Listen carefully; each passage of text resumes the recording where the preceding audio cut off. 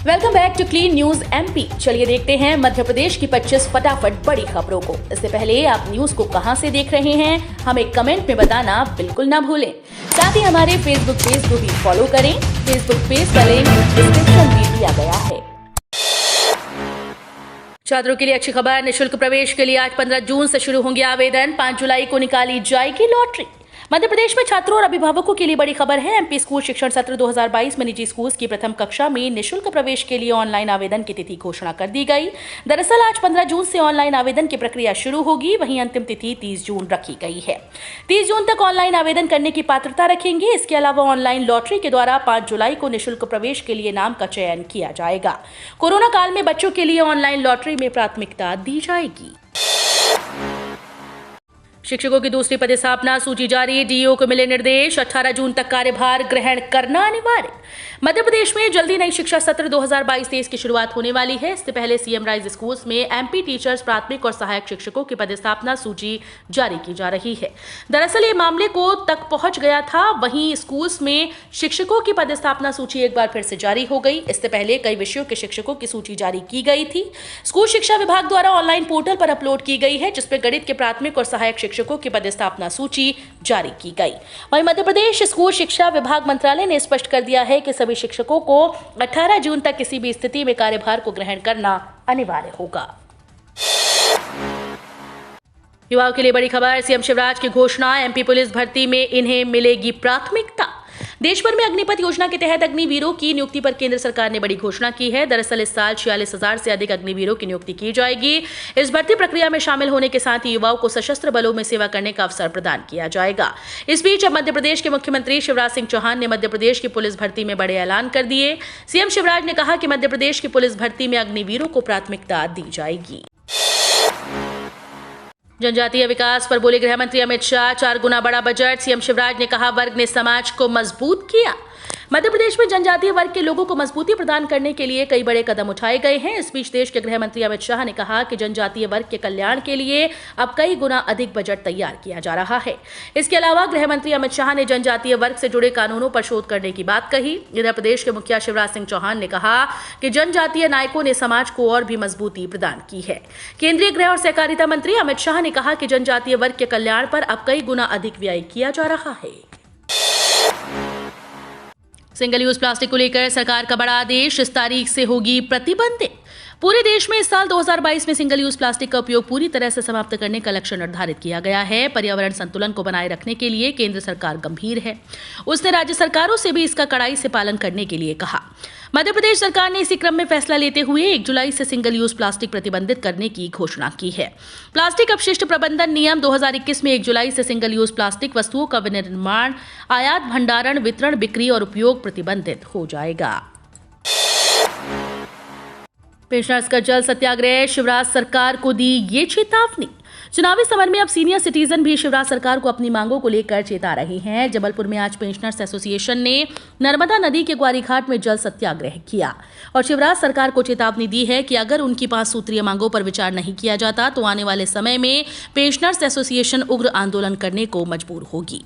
वर्षों तक सरकारी दफ्तरों में सेवा देने वाले सीनियर सिटीजन्स का कहना है कि हम लंबे समय से 5 सूत्रीय मांगों को लेकर सरकार से बात कर रहे हैं, पर उनका इस ओर कोई ध्यान ही नहीं है। पेंशनर्स एसोसिएशन के अध्यक्ष एचपी उर्मलिया ने आरोप लगाया है कि राज्य सरकार हमेशा से हम पेंशनर्स की उपेक्षा करती रही है। 3 मशीनें ऐसी जो विश्व स्तर पर दिलाएंगी नौकरी की योग्यता। जीवाजी विश्वविद्यालय के छात्रों अब आधुनिक उपकरण की मदद से विश्व स्तरीय पाठ्यक्रमों में रिसर्च कर सकेंगे। इसके लिए जीवाजी विश्वविद्यालय 11 करोड़ 23 लाख रुपए की मदद से आधुनिक उपकरण खरीद रहा है। इनमें से 3 मशीनें ऐसी हैं जो कि सिर्फ जीवाजी विश्वविद्यालय में आएंगी। इन मशीनों को चलाने और इनके उपयोग के तरीकों को सीखने के बाद छात्र विश्व में कहीं भी नौकरी के लिए अप्लाई कर सकेंगे, क्योंकि ये मशीनें तकनीकी विश्व स्तरीय हैं। वेटरनरी विश्वविद्यालय के 24 तकनीकी पदों पर 52 उम्मीदवार देंगे साक्षात्कार। वेटरनरी विश्वविद्यालय में शिक्षा, शोध और प्रसार का काम तेजी से करने के लिए इन दिनों रिक्त तकनीकी पदों को भरने की कवायद चल रही है। विश्वविद्यालय प्रशासन लगातार तीसरी बार तकनीकी पदों पर भर्ती प्रक्रिया करने जा रहा है। इस बार विश्वविद्यालय ने बैकलॉग के रिक्त पदों को भरने रिक्त पद निकले हैं। ये वो पद हैं जो सालों से खाली हैं। कई बार साक्षात्कार आयोजित करने के बाद भी विश्वविद्यालय को योग्य उम्मीदवार नहीं मिले। इस बार फिर से ये कवायद की जा रही है। विश्वविद्यालय के द्वारा बैकलॉग और सामान्य वर्ग दोनों को मिलाकर लगभग 24 पदों के लिए विज्ञापन जारी किया गया है। 1 यूनिट रक्त दे सकता है 3 लोगों को जिंदगी। 1 यूनिट रक्त 3 लोगों को जिंदगी दे सकता है। प्लाज्मा एफेरेसिस मशीन के जरिए रक्त में से लाल रक्त कणिकाएं, प्लाज्मा और प्लेटलेट अलग अलग किए जा सकते हैं। जिस मरीज के शरीर में रक्त की कमी होती है उसे सिर्फ लाल रक्त कणिकाएं चढ़ाकर रक्त की कमी दूर की जा सकती है। इसी तरह कोरोना सहित कई बीमारियों में प्लाज्मा थेरेपी कारगर होती है। डेंगू सहित कुछ बीमारियों में मरीज को प्लेटलेट चढ़ाए जाते हैं। इस तरह आप 1 यूनिट रक्तदान करके 1 नहीं बल्कि 3 लोगों को जिंदगी देते हैं। 14 जून को विश्व रक्तदान दिवस था। प्रदेश के सबसे बड़े और देश के 10 बड़े ब्लड बैंकों में MY अस्पताल का ब्लड बैंक शामिल है। ग्वालियर में तानसेन रोड को रेस कोर्स से जोड़ने वाली सड़क का निर्माण कार्य शुरू। तानसेन रोड से रेस कोर्स रोड के बीच स्मार्ट सिटी ने 2.38 करोड़ रुपए की लागत से प्रस्तावित सड़क निर्माण का कार्य शुरू करा दिया है। इस रोड के टेंडर मार्च माह में खोल दिए गए थे, लेकिन ठेकेदार फर्म काम शुरू नहीं कर रही थी। ऐसे में smart city CEO Neetu Mathur ने ठेकेदार को काम शुरू करने के लिए कहा था। जब काम शुरू हुआ तो CEO ने मौके पर पहुंचकर ठेकेदार को 6 माह की समय सीमा में काम पूरा करने के निर्देश दिए। पार्षदों की टिकट में विधायकों की पसंद को मिलेगा महत्व। भाजपा ने शहर में महापौर पद के प्रत्याशी का नाम भले ही अभी घोषित न किया हो, लेकिन पार्षद पद के लिए उम्मीदवारों पर मंथन शुरू हो गया है। अगले 2 दिन जिला चयन समिति की बैठकों का दौर चलेगा। आज बुधवार शाम तक संभागीय चयन समिति को हर वार्ड से 3-3 नामों की पैनल भेजी जाएगी। समिति की बैठक में इंदौर के अलावा खंडवा, बुरहानपुर के पार्षद पद के उम्मीदवारों पर भी चर्चा होगी। हालांकि 16 जून के बाद ही उम्मीदवारों की सूची आएगी। पार्षद पद के उम्मीदवारों के लिए संगठन क्षेत्रीय विधायकों की पसंद को ही महत्व देगा, क्योंकि विधायक काम और छवि के आधार पर दावेदारों का फीडबैक संगठन के सामने बेहतर तरीके से रख सकते हैं। MP नगरीय निकाय चुनाव। मध्य प्रदेश में नगरीय निकाय चुनाव सहित पंचायत चुनाव का बिगुल बज चुका है। इसके साथ ही नॉमिनेशन की प्रक्रिया शुरू हो गई है। हालांकि समय समय पर राज्य निर्वाचन आयोग द्वारा अधिकारियों के साथ VC की जाती है, जहां उन्हें महत्वपूर्ण दिशा निर्देश दिए जाते हैं। इसी बीच एक बार फिर से राज्य निर्वाचन आयोग के सचिव राकेश सिंह ने जिला कलेक्टर को निर्देश दिए, जिसमें नगर निकाय निर्वाचन में मतदान दल में ड्यूटी के पदस्थापना स्थल पर नवीन दिशा निर्देश जारी किए गए। 6 संभागों 8 जिलों में बारिश की चेतावनी, बिजली गिरने का अलर्ट। 48 घंटे में होगी मॉनसून की एंट्री। वर्तमान में एक साथ 5 वेदर सिस्टम एक्टिव हैं, जिसके चलते मध्य प्रदेश में प्री मॉनसून की झमाझम बारिश का दौर शुरू हो गया है और तापमान में कमी देखी जा रही है। MP मौसम विभाग ने आज 6 संभागों और 8 जिलों में गरज चमक के साथ बारिश की चेतावनी जारी की। वहीं 8 दर्जन जिलों में बिजली गिरने और चमकने को लेकर येलो अलर्ट जारी किया गया। अगले 48 घंटों में मालवा के रास्ते मॉनसून के प्रदेश में पहुंचने की संभावना है। सपा हुई साफ, बसपा हुई हाफ। भाजपा के कुनबे में बड़े 3 सदस्य। मध्य प्रदेश नगरीय निकाय और पंचायत चुनाव की गहमा गहमी के बीच एक बार फिर से इस खबर ने प्रदेश की राजनीति में हलचल बढ़ा दी है। दरअसल आज मंगलवार को प्रदेश के 3 विधायकों ने बीजेपी का दामन थाम लिया। मंगलवार को बीजेपी कार्यालय में 3 विधायक बीजेपी में शामिल हो गए। इसमें छतरपुर जिले की बिजावर विधानसभा सीट से सपा विधायक राजेश कुमार शुक्ला, भिंड से बसपा विधायक संजीव सिंह कुशवाहा और सुसनेर से निर्दलीय विधायक विक्रम सिंह राणा के नाम शामिल हैं। मोदी सरकार का ये बड़ा कदम। नरोत्तम मिश्रा। मोदी सरकार द्वारा 10 लाख नौकरी देने के फैसले पर मध्य प्रदेश के गृह मंत्री नरोत्तम मिश्रा ने भी खुशी जाहिर करते हुए कहा कि PM का बहुत आभार है।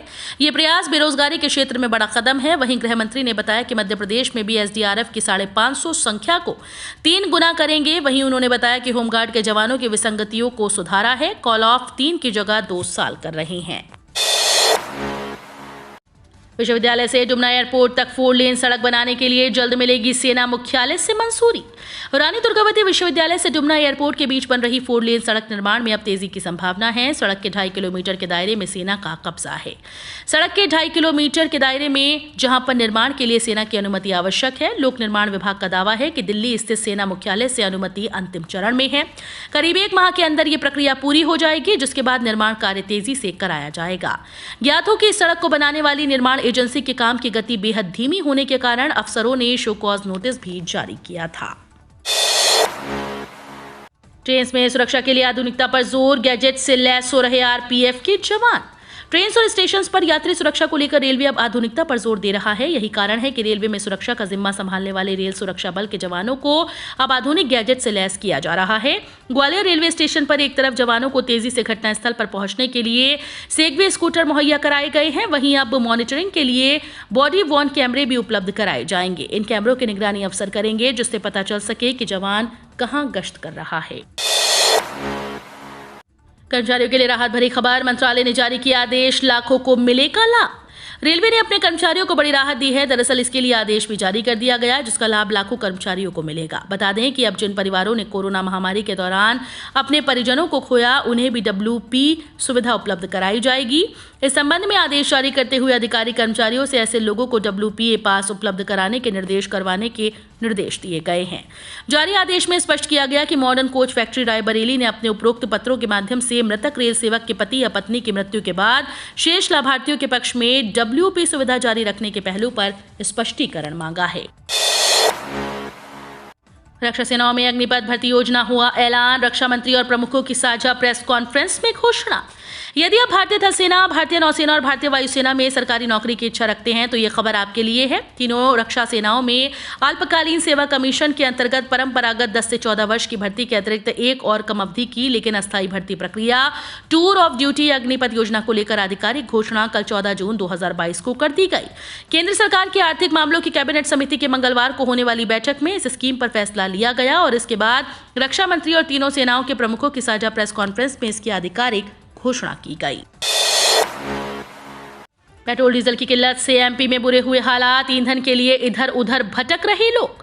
जनता को राहत देने के लिए केंद्र सरकार ने एक्साइज ड्यूटी में कटौती की थी, लेकिन बावजूद इसके पेट्रोल और डीजल की समस्या खत्म नहीं हुई।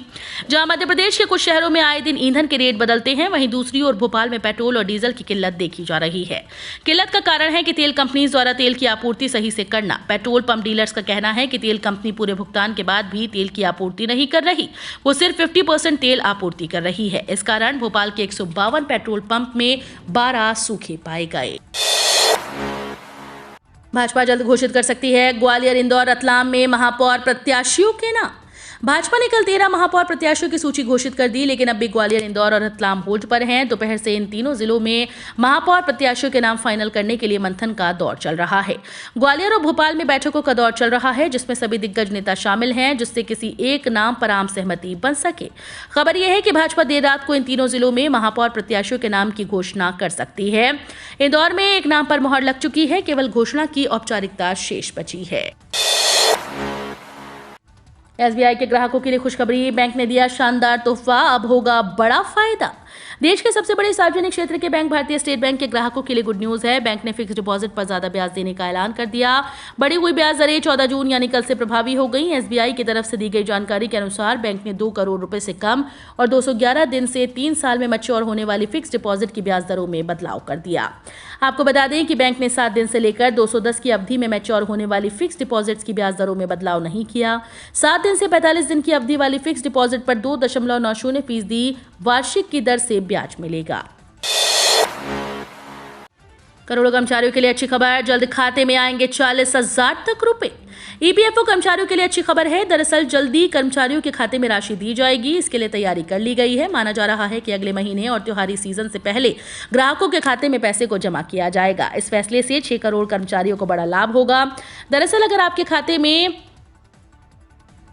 5 लाख रुपए हैं तो आपकी PF खाते में ब्याज की राशि 40,000 तक हो सकती है। वहीं चर्चाओं की माने तो इस महीने या अगस्त सितंबर से पहले खाते में राशि को ट्रांसफर करने की सरकार की कोशिश है। लाखों कर्मचारियों के लिए अच्छी खबर, VDA में वृद्धि, आदेश जारी, उपलब्ध होगी एरियर्स की राशि। कर्मचारियों के लिए अच्छी खबर है। दरअसल श्रम और रोजगार मंत्रालय द्वारा कर्मचारियों के लिए VDA में वृद्धि की घोषणा की गई थी। उनके VDA में वृद्धि की घोषणा की गई, वही वृद्धि 1 अप्रैल से लागू होगी। इससे रेलवे के द्वारा भी कई कामगार क्षेत्रों में लागू किया जा रहा है, जिसके लिए अब रेलवे ने नवीन आदेश जारी कर दिए। वहीं कामगारों को अब खाते में बढ़कर राशि मिलेगी, इसके साथ ही उनकी सैलरी में भी वृद्धि देखी जाएगी। बता दें कि केंद्र सरकार द्वारा विभिन्न अनुसूचित रोजगार से जुड़े कर्मचारियों के लिए VDA की घोषणा की जाती है। जारी हुआ ग्रेड B फेज 2 एग्जाम के लिए एडमिट कार्ड।